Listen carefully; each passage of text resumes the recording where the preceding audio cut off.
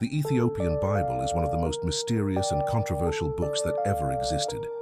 Even the country itself is shrouded in mysteries that can't be explained, but that's a story for another day. Ethiopia is home to one of the oldest civilizations in the world and is the only country in Africa that was not colonized. Because of that, they can trace their lineage all the way back to Ham, one of the sons of Noah. This has even been collaborated with the Jews. But this video is not about the country itself, but about what the country possesses.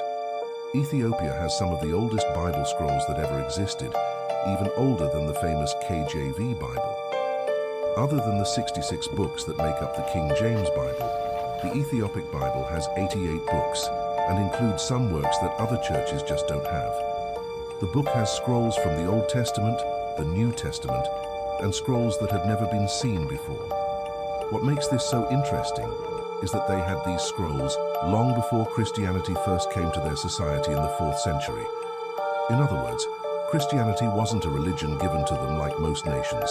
Christianity was already in Ethiopia since the 4th century.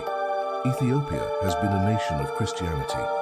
Egyptian traveler, monk and historian Cosmos Indicus wrote that Ethiopia was a Christian country when he visited there in the middle of the 6th century. He saw how the rulers opened their borders to a lot of Christian refugees who fled to Ethiopia as they ran away from persecution from kingdoms and empires that were against Christianity.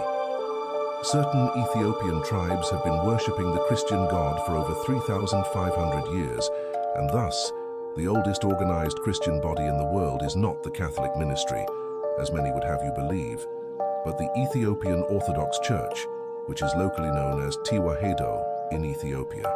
The country also has one of the earliest illustrated Christian books ever found, which is a part of the Gospels written in Ge'ez, an old Ethiopian language, and was found in 2010 in a monastery on top of a mountain in Ethiopia. According to the Ke Nast, which is an Ethiopian holy book, in the 10th century BC, an Ethiopian ruler and the famous biblical Queen of Sheba went to Jerusalem to ask the famous King Solomon for advice. It's even recorded in the acceptable Bible canon, but what the Bible didn't tell us is that the two rulers had a son together named Menelik. Queen Sheba took the boy back to Ethiopia and made him the first emperor. In 2012, experts looked at the genetic makeup of many Ethiopians and found some evidence to support Sheba's journey to Jerusalem and birth there. As such, it is believed that Egyptian, Israelites, or Syrian people may have mixed with the Ethiopian natives around 3,000 years ago during the time when the queen is said to have ruled the kingdom of Sheba, corroborating the story even further. Despite having all these credentials and authenticity, the Ethiopian Bible is still discarded and not taken as part of the canon of the holy books.